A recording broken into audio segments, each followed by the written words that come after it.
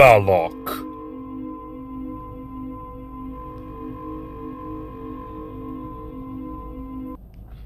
Greetings, my dear viewers. It is I, Drahon, back once again with another Dungeons & Dragons character conversion, part of the Warriors of Ravenloft special.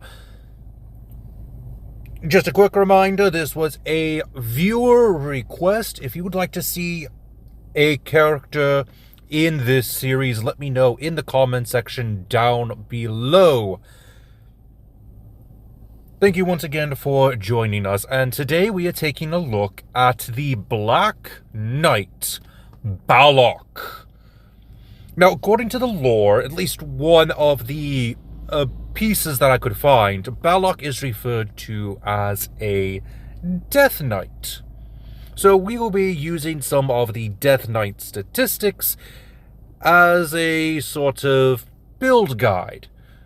But there are some alternatives I will present to you as reference for this character.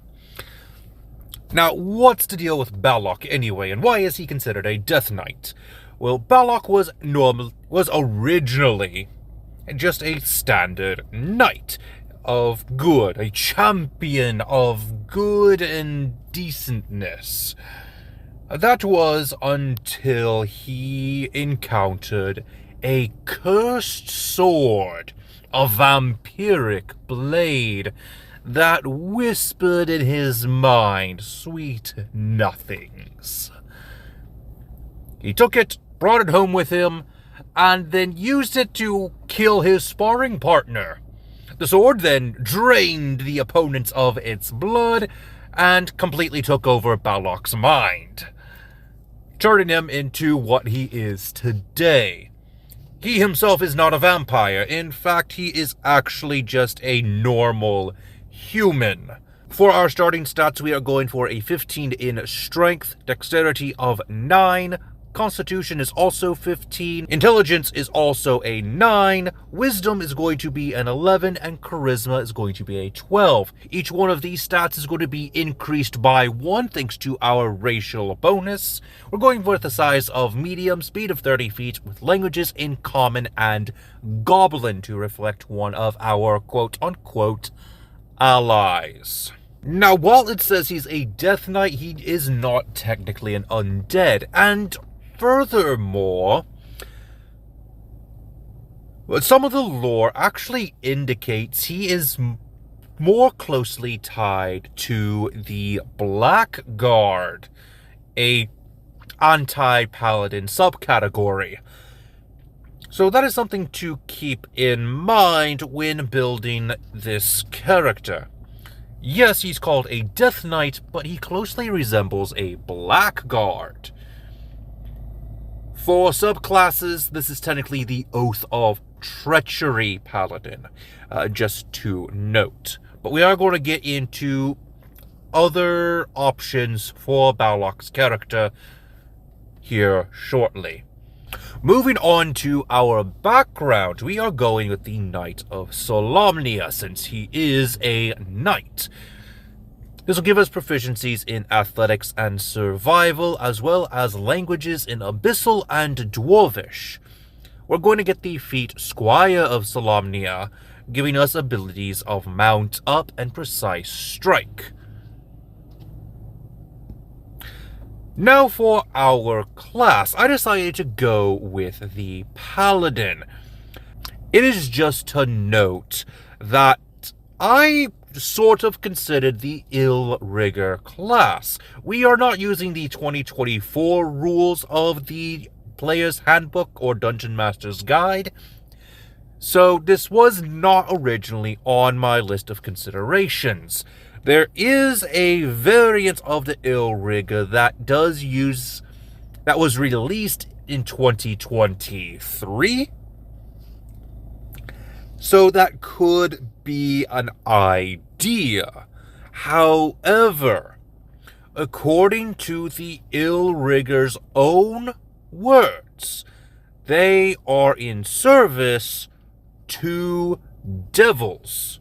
You could reflavor this to be fiend, but it is specifically tied to the lower plane. weapons, not any vampiric sword. Technically speaking, you could go with the Warlock of the Hexblade, since the sword is technically sentient. But he doesn't really get powers from the sword. So I decided to go with Paladin, and we're going to be using a specific subclass, so just give us a moment to get into that. For our statistics as a Paladin, we get a d10 hit dice, starting hit points of 10 plus our Constitution modifier, additional hit points equal to 1d10 plus our Constitution modifier per Paladin level after the first. And I just realized I have a typo. Anyway, moving on to our proficiencies. We are proficient in all armor and shields, simple and martial weapons, wisdom and charisma saving throws, and for our skills, we're going with intimidation and persuasion. We have access to divine sense and lay on hands. Moving on to level 2, we get access to a fighting style, dueling. We get access to spellcasting, which uses our charisma modifier, and we get access to divine smite. Moving on to level 3, we get access to divine health, harness divine power, and our sacred oath. Death Knights normally fall under the category of the Oath Breaker, and I was originally going to go for that, but I decided to take some creative liberties here and go for the Oath of Treachery, aka the Black Guard, since he is a Black Knight. And this actually is a little bit better than the Oathbreaker, if I'm being perfectly honest. Anyway, this is an Unearthed Arcana subclass, so make sure you get your Dungeon Master's permission before taking this subclass. For your Oath spells, you get access to Charm Person and Expeditious Retreat. Your Channel Divinity is Conjure Duplicate and Poison Strike. Moving on to level 4, go ahead and grab the feat of Knight of the Sword. This will increase your charisma by 1 point and give you access to Demoralizing Strike. At level 5, you get access to extra attack and 2 more Oath spells, Invisibility and Mirror Image. At level 6, we get access to Aura of Protection. Level 7, Aura of Treachery. We get access to the abilities of Cull the Herd and Treacherous Strike. Very useful skills. Not exactly for a one-on-one fight, but they are good abilities to give your boss monster, which is something that will probably happen with these villains. Moving on to level 8, go ahead and increase your strength by 2 points. At level 9, you get access to 2 more Oath spells, Gaseous Form and Haste. Moving on to level 10, we get access to Aura of Courage. At level 11, we get to improve our Divine Smite. Level 12, go ahead and increase your Constitution by 2 more points. At level 13, we get access to the Oath spells of Confusion and Greater Invisibility. Level 14, we get access to Cleansing Touch. Level 15, we get the Black Guard's Escape.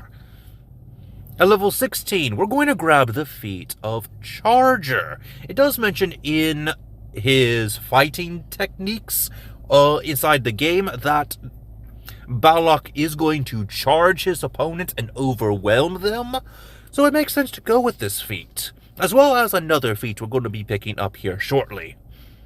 At level 17, go ahead and grab the Oath spells of Dominate Person and Pass Wall. Level 18, we get our Aura improvements. Level 19, we're going to grab the feat of Shield Master. We are wielding our vampiric sword and a shield, so it makes sense to go ahead and grab this feat so we can use our shield in order to protect us during dexterity saving throws. Moving on to our final ability is the Icon of Deceit. And this is actually a pretty cool ability to have, so if you are going with the Oath of Treachery, I would recommend sticking to it until the very end, though you technically don't have to. This is just a fun ability to have.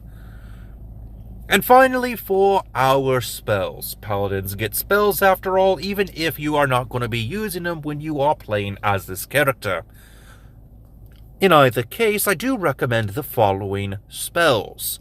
Command, Searing Smite, and Shield of Faith for our first level spells. For second level, we have Branding Smite, Lesser Restoration, and Zone of Truth. Third level, we get Crusader's Mantle, Dispel Magic, and Spirit Shroud. Fourth level, Locate Creature and Staggering Smite. And finally, at fifth level, I recommend Destructive Wave. And that is all for today's video. I hope you enjoy. What did you think about Balok the Black Knight? Let me know in the comment section down below, and until next time, this has been Drayon, and I am offline.